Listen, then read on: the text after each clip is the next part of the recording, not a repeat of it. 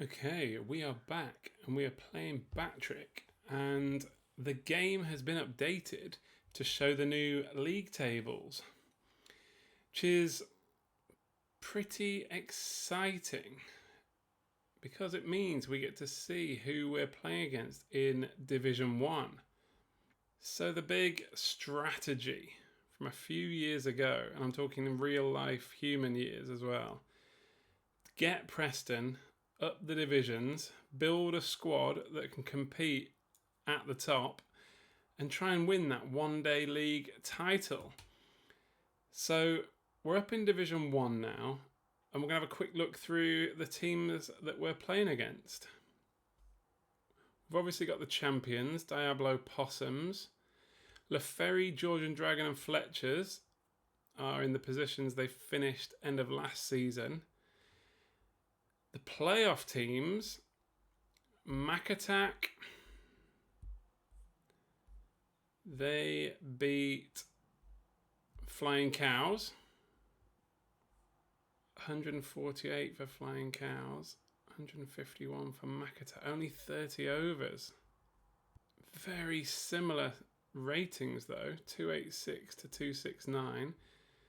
Mac Attack just edging it. Looks like they didn't play with any spinners, whereas Flying Cows had a big chunk of spinning going on. So yeah, it was obviously a close match, but Mac Attack came through. Storm 11, their playoff. Yeah, they played against Hartley's, and Hartley's have sadly turned into a bot team. So Storm won that one, presumably convincingly. Now, Hartley's has still got a bit of a side actually. Storm got 3-2-4. Hartley's got 2-5-5. There's some process when a team turns into a bot team. They don't instantly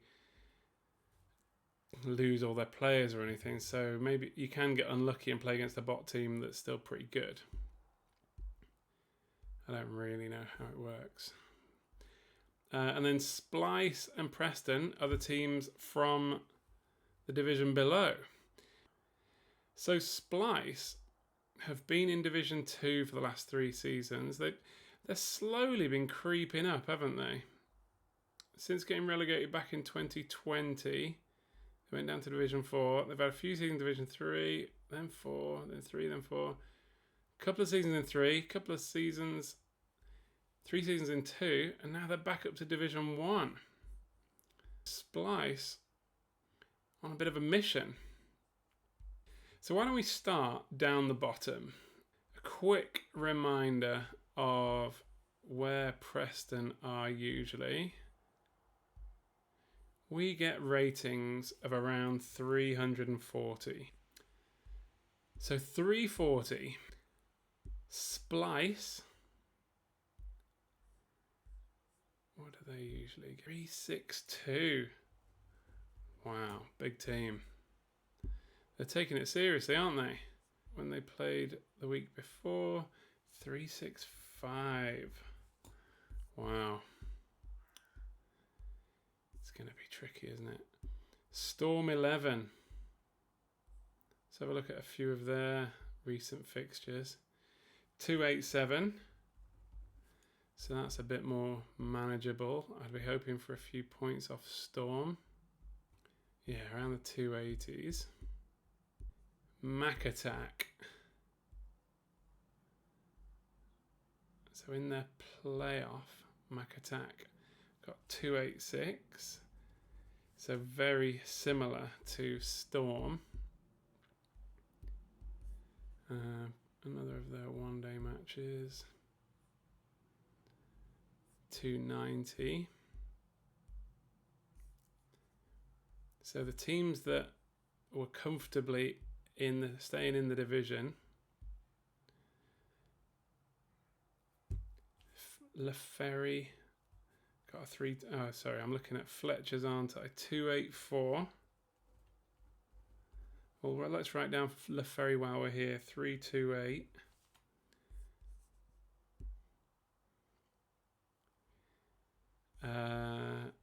And then Georgian Dragon are here as well. Now they are in third place, so they're around the 331. And Fletcher's got a 295. Let's go straight to Georgian Dragon.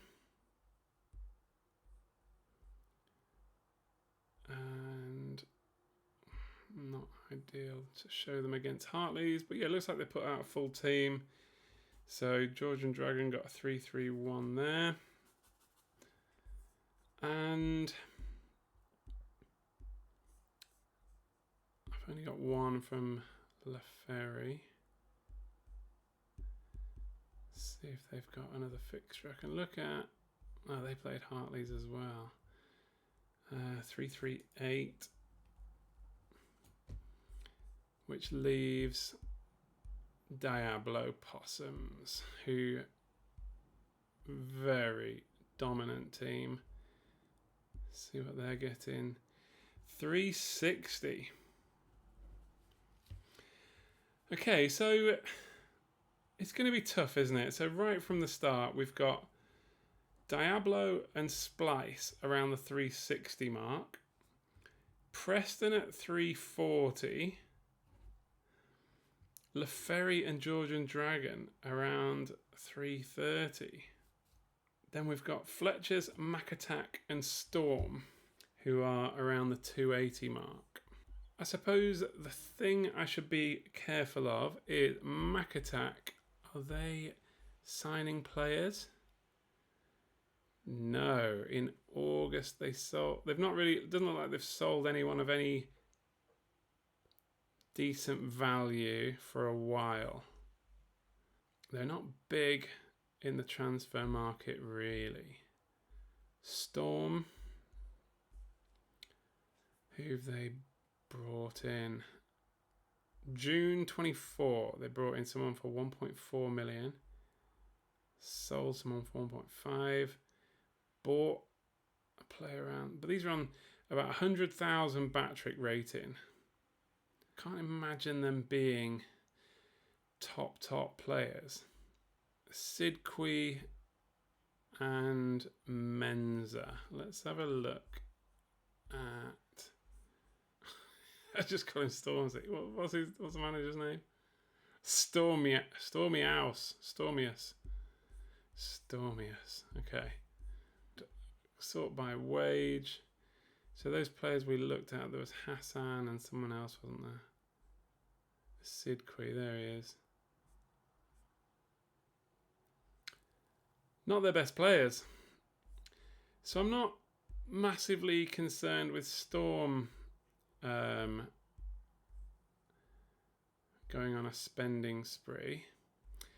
And Splice, who's obviously put together an incredible team, doesn't look like he's done a lot of buy. Oh, hang on. Who's this? Will Woodhouse. 7 million quid he paid in June. So that's probably the beginning of last season. And look at these purchases. Splice is going for it. Paid 10 million for a player. How old's this one? 30 years old for a. When did he buy him? Okay, a while ago actually. May 2023. Spent £10 million. And he's now 30. Will Woodhouse. Okay. Look at the wage. So Will Woodhouse, he's only their third best player. And where's Keeler? Down there. 1, 2, 3, 4, 5, sixth best in terms of salary. So yeah, neither of them are over 100 grand a week. But they have got two players that are earning over 100. So yeah, Splice are one to watch.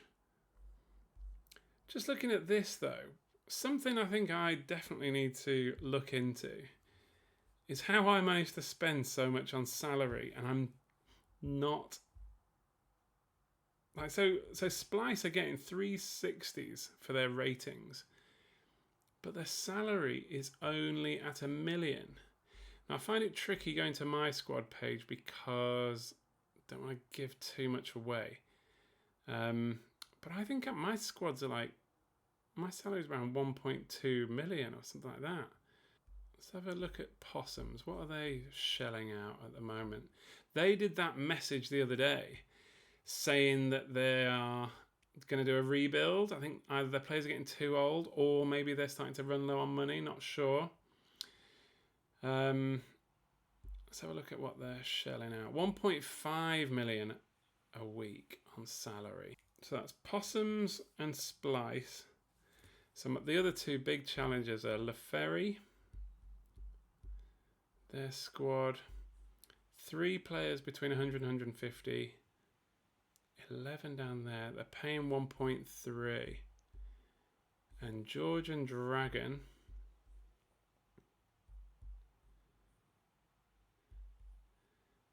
only spending 906 grand a week.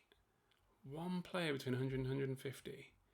And 8 between. So 3 of their players that they're in a starting 11 are under 50 grand. And somehow they're getting ratings around 330. It is impressive. I suppose this is the key to the game. Like, these guys have obviously figured something out. Or they've got players that they've had for years. Maybe it's something about experience. Look at that. They've got a player with 2020 experience. 1, 2, 3. 3 players with 20 out of 20 for experience. So that is the one-day league. So yeah, just to quickly redo it again. So Diablo, Splice around 360, Preston on 340, George and LaFerry on around 330. Then Fletcher's Mac Attack and Storm on 280. So if results don't go my way and I end up below LaFerry and George and Dragon, presuming I'm already going to be below Splice and Diablo, I'm in 5th, which is playoffs. So I kind of need to invest in another player, I think. But that adds to my salary, reduces the number of years I can stay in the top division without having to sell off my whole team. Gets tricky, doesn't it? Tricky decisions to make. And ridiculously, I'm the one making videos, so everyone knows what I'm doing and can look at my strategy and my thoughts on other teams. So yeah, I'm going to have a think about it, see if there's any areas I can improve on quite easily. And yes, and plan out how many seasons I can. Ideally, I'd want to stay in the top division for a few seasons. I don't want to spend it all in the first division. Then you've always got a bit of bad luck. Diablo Possums beat you. What was the point? 3 or 4 season project, and you finish second to Diablo Possums. Who wants that? So yeah, okay. I'll be thinking about my strategy for Division 1, where we're going to go from here, and yeah, whether we need a new player or two. Cool. I'll see you in a bit.